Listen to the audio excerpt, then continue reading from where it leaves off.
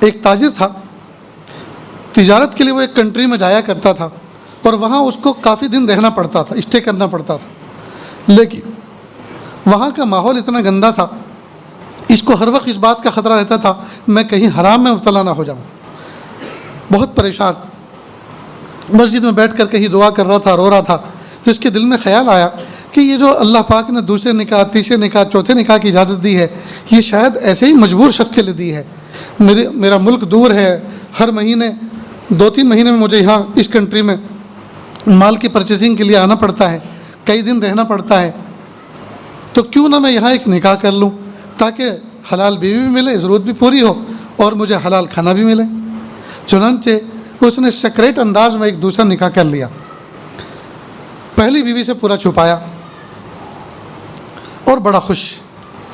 لیکن یہ چیز ایسی ہے جو چھپتی نہیں ہے۔ پہلی بیوی کو کسی طرح سے اس کی خوشبو آ گئی، خوشبو نہیں بلکہ بدبو آ گئی کہ اس نے کہیں نکاح کر لیا ہے۔ لیکن پہلی بیوی بڑی نیک تھی، نیک دل تھی، متقی تھی۔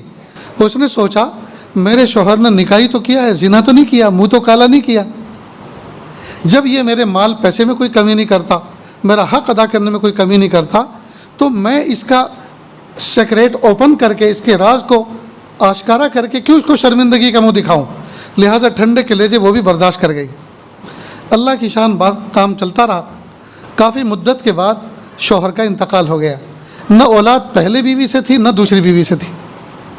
انتقال ہوا پہلی بیوی کے ہاں۔ پہلی بیوی رو دھو کر ایک مفتی کو بلایا اور کہا مفتی صاحب میرے شوہر کی ایک اور بیوی تھی میری شوکن جو فلاں ملک میں رہتی ہے، اب یہ مال پیسہ جائیداد چھوڑ کر گئے ہیں، اب اس کو میں کیسے تقسیم کروں؟ اس نے کہا دیکھو جو جائیداد تقسیم نہیں ہو سکتی، یہاں سے جا نہیں سکتی وہاں تک، اس کے گھر تک، اس کی تو قیمت لگا کے اس کو ہاف کرو، اور جو کیش ہے اس کو تو ہاف کرنا آسان ہے، اور ہاف کر کے آپ کسی امانت دار آدمی کو ہائر کر کے وہاں بھیج دو۔ چنانچہ جو ان کے والد کے ساتھ، اس کے شوہر کے ساتھ جو خدمت کے طور پہ جایا کرتا تھا، اسی کو ہائر کیا، ایک رقعہ لکھا اور کہا کہ آپ کو میں اتنے پیسے دوں گی، کرایہ کا خرچ وغیرہ یہ ہے، اتنے پیسے مزید دوں گی، امانت داری کے ساتھ اس امانت کو، اس ترکے کو، وراثت کو جو میری شوکن کا حصہ بنتا ہے وہاں پہنچا دو۔ اب یہ شخص وہاں لے کر گیا، دروازے پہ دستک دی، پوچھا کون؟ کہا میں فلاں ابن فلاں فلاں ملک سے آیا ہوں اور بڑی درد بھری خبر لے کر آیا ہوں۔ کہا وہ کیا؟ کہ آپ کے شوہر کا انتقال ہو گیا۔ کہا انا للہ و انا الیہ راجعون۔ کہا یہ رقعہ لو اور یہ بیگ ہے اس کو ریسیو کر لو اور ایک رقعے پہ مجھے پہنچ لکھ دو کہ یہ آپ کو وصول ہو گیا ہے، یہ آپ کے شوہر کا ترکہ ہے، آپ کی سوتن نے آپ کو سلام کہا ہے اور یہ آپ کا حصہ بھیجا ہے۔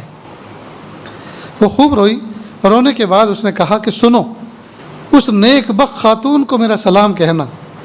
دیکھو یہ شوکن کیا کہہ رہی ہے، نیک بخت، آج کی ہوتی تو کہتی ہوں ڈائن کو میرا سلام کہنا، اس اندھی کو میرا سلام کہنا، اس لنگڑی کو سلام کہنا۔ جی کیا کہا؟ اس نیک بخت کو میرا سلام کہنا، اور یوں کہنا میرے شوہر جب آخری وقت آئے تھے، لاسٹ ٹائم آئے تھے،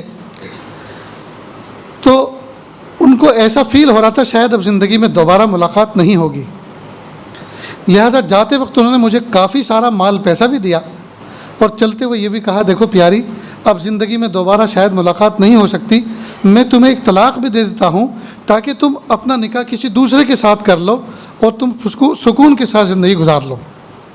لہٰذا جب وہ یہاں سے گئے اور جب ان کا انتقال ہوا تو میں ان کے نکاح میں نہیں تھی، لہٰذا اس مال میں بھی میرا حصہ نہیں لگتا، ان کو واپس کر لے جائیے۔ دیکھو دوستو، پہلے والی اگر نہ بھیجتی تو کوئی پوچھنے والا تھا، اور دوسرے والی اگر مال ریسیو کر لیتی جی تو کوئی ہاتھ پکڑنے والا تھا، لیکن چونکہ دونوں تقوی والی تھی، دونوں نے دین سیکھا تھا، دین کے احکام سیکھے تھے، اس لیے یہ واقعہ وجود میں آیا۔ اس لیے دوستو دین سیکھو،